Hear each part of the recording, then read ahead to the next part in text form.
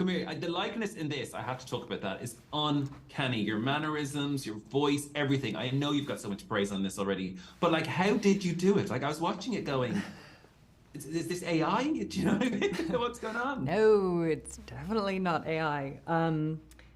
I don't, I don't know. I don't really know what people ask me that, and I feel like they want like an answer that like it was like a magic trick or something.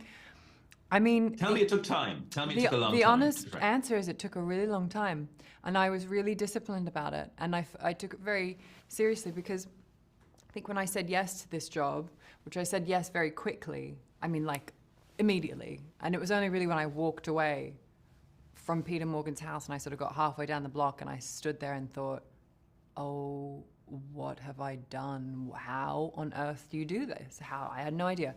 It felt like this completely insurmountable task.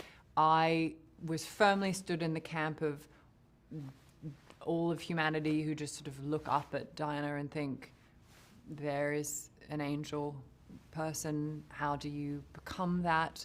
Or how would you ever get anywhere near that? And then, so I guess I kind of broke the bubble of like being in my own head by just doing what I usually do as an actor, which is research, a lot of really disciplined practice. I worked with a movement coach. I worked really, really hard on the voice. The voice was really difficult for me at first. It is such a different way of speaking, the melody, but also it felt so important to get it right because it's something that people remember. It's kind of imprinted into your collective memory, like sonically, and so I thought, well, I have to do it properly then. I have to give people that little sort of jolt of recognition. And so I just worked really hard. There's no other way. Well, you're unbelievable. But through that research and maybe the script and filming, you must have learned some things about Diana that you possibly didn't know before. So I was wondering, like, looking back, what impresses you most? Because it sounds like you appreciated her before filming this. What impresses you most about her now, or inspires you after doing this project about Diana? Well, I always say the things I didn't know a lot. I was very kind of naive going into it, and I think that's maybe being Australian and not really having any kind of inbuilt relationship to the royal family. So everything I learned, I kind of learned afresh. The things that really stood out to me were, looking back now, is I just think the way she chose to live her life, which was such a difficult, there were so many complications and so much duty and attention, unwanted attention. The way she sort of centered her life around love and her ability to love people, to connect to people, to give people a sense of being seen and heard. And also, I think it's almost easy to underestimate how progressive her humanitarian work was.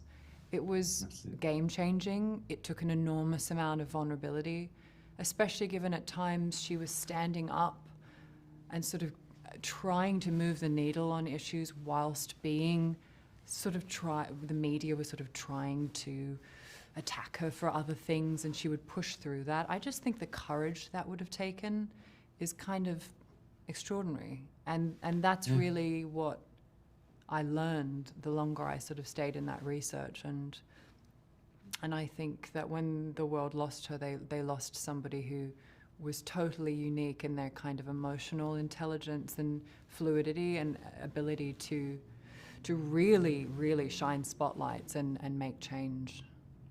And speaking of the media, what was it like having all those paparazzi filming those scenes where obviously we've seen them in real life, every seen that footage, but filming it, what was that night, that build up to the tragic car crash? Was it emotional on set?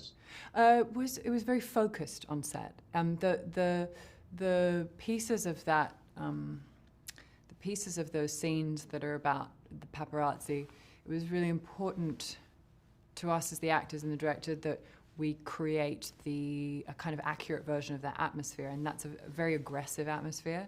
So we sort of shot them like stunts, but we were also kind of in that environment for many, many days. I mean, it's an accumulation of weeks of being in this kind of strange cycle of being in cars, out of cars, and being surrounded.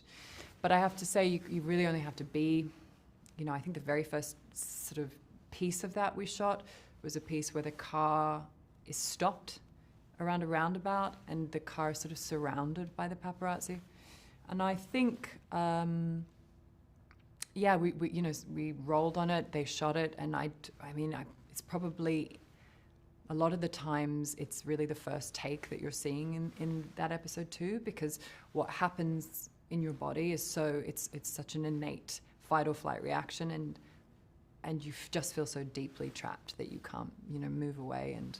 And Khaled and I, who plays it, you know, I think someone called cut, and then we looked at each other and thought, holy heck, you know, that's kind of unbearable. So it was difficult, yeah. I can only imagine. Thank you so much for your time being wrapped, and congratulations. I absolutely loved the 4 episodes I've seen. Thank you so much. Thanks. It's